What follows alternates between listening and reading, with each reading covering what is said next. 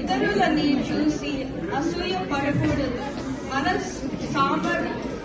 సామర్థ్యాన్ని గుర్తించి ముందుకు సాగాలి అని చెప్పడానికి వస్తున్నారు ప్రమోదమే పిల్లలు. వాళ్ళు చెప్పే నీతి పాఠం చూద్దామా?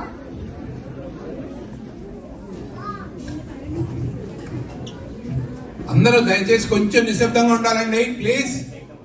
పిల్లలు బాగా కష్టపడి ప్రాక్టీస్ చేశారు, చాలా నాయిస్ వస్తుంది. కొంచెం నిశ్శబ్దంగా ఉండండి. వెనక నుంచున్న వాళ్ళందరూ కూర్చోండి ప్లీజ్. పేరెంట్స్ పిల్లలు అందరూ ఎవరెవరు కూర్చున్నారు అందరూ కూర్చోరా. Thank you.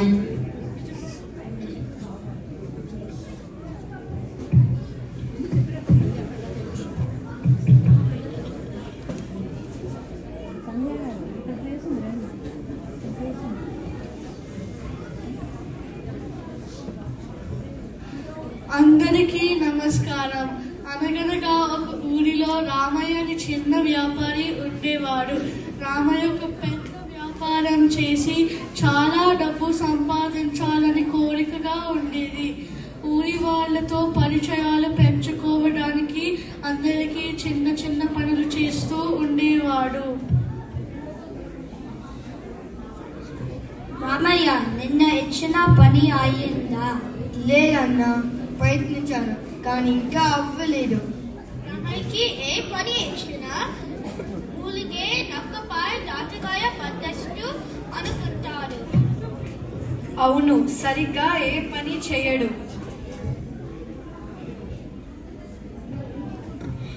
ఏంటా నవ్వులు?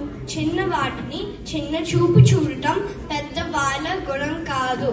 ఎవరి ప్రతిభ వారికి ఉంటుంది.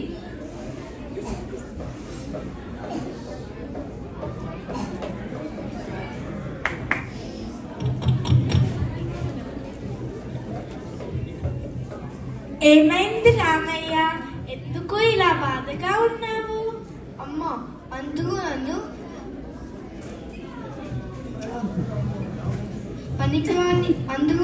పనికిరాని వాళ్ళని అంటున్నారు. చూడు రామయ్య, కడవంతా గుమ్మడికాయ అయినా కత్తిపీటకు లోకువే. ప్రతి ఒక్కరికి ఒక ప్రత్యేకత ఉంటుంది. నిన్ను నువ్వు తప్పుగా అనుకోవద్దు. నీకు ధైర్యం కావాలి. నువ్వు ప్రయత్నిస్తే ఏదైనా సాధించగలవు. అమ్మా, నేనేదైనా పెద్ద పని చేసి చూపిస్తాను.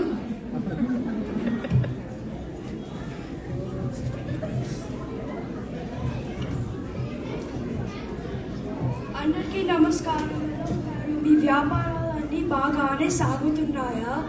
నమస్కారం సోమయ్య, అందరం బాగానే ఉన్నాము. ఏం సంగతులు? ఈ మధ్య కొత్త వ్యాపారాలు చేసి బాగా డబ్బు సంపాదించమంట కదా అందరూ అనుకుంటున్నారు. ఏమీ లేదు, ఏమైనా కొత్తగా చేస్తే బాగుంటుందని అనిపించింది. అందుకే అడవికి వెళ్ళి పులి చర్మం తీసుకొచ్చి దాంతో వ్యాపారం చేస్తున్నాడు. అనుకున్న దానికంటే ఎక్కువ లాభాలు వచ్చాయి.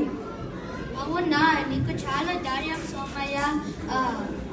అడవికి వెళ్ళి పులి చర్మం తెచ్చావా?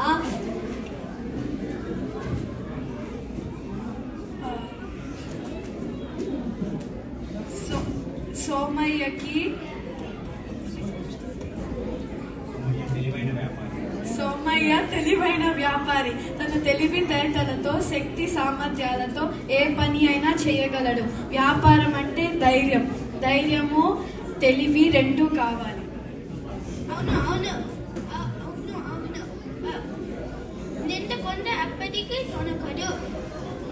సోమయ్యని చూసి నేర్చుకో రామయ్య. నేను కూడా అలాంటివి చాలానే చేశాను. ఎందులో గొప్పే ఉంది?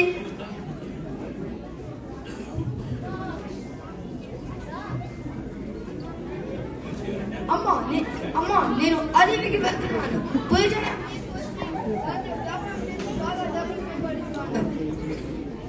అయ్యో, ఇది పులిని చూసి నక్క వాత పెట్టుకున్నట్టు ఉంది.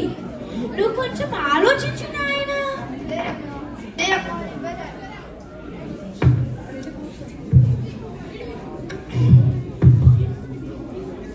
సరే, నేను ఇప్పుడు ఏం చెప్పినా సరే, నేను ఇప్పుడు ఏం చెప్పినా అగ్గి మీద గుగ్గిలంలా అవుతుంది. ఆలోచించి అడుగులు వేస్తే అడ్డంకులు తగ్గుతాయి. సరే, జాగ్రత్తగా వెళ్ళిరా.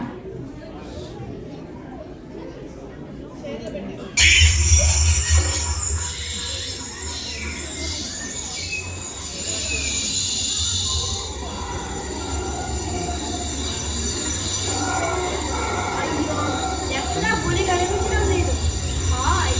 సర్గం చేస్తుంది. వెళ్ళి చూద్దాం. ఆహా, దొరికింది పులి పిల్ల. పాపం అడవంతా గాలించి రామయ్య అలసిపోయాడు. కొండని తవ్వి ఎలుకని పట్టుకున్నట్టు చివరికి ఒక అడవి పిల్లిని పట్టుకున్నాడు.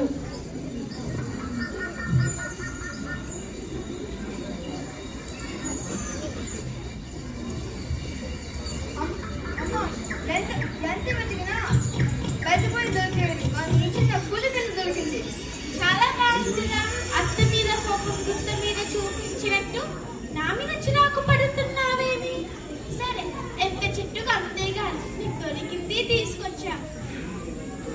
అంతా మన మంచికి అన్నట్టు పార్వతమ్మ తన కొడుకు మీద ప్రేమతో తెచ్చింది. పులిపిల్ల కాదు, అడవి పిల్లి అని తెలిసినా ఏమీ తన కొడుకుని ఏమీ అనలేకపోతుంది.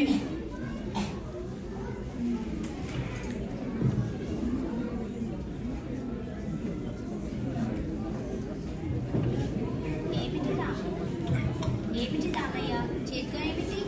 ఏదో చెట్టు చిన్నగా ఉంది.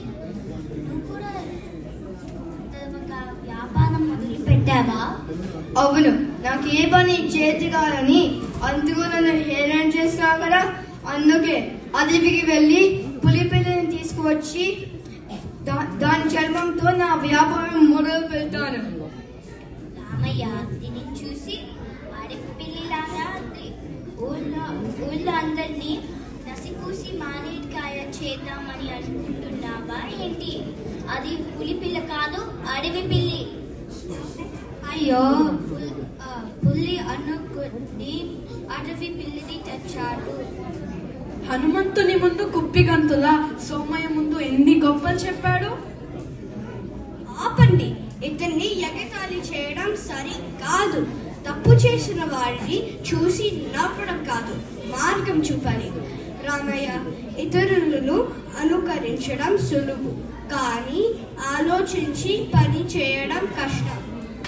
అవును రామయ్య, నాకు అడవి తెలుసు కాబట్టి ఆ పని చేశాను. నీకు తెలిసిన పని మెరుగుపరుచుకో, తప్పకుండా విజయం సాధిస్తావు. ఇతరులని అనుకరించకుండా మన సామర్థ్యాన్ని తెలుసుకొని పనులు చేయాలి.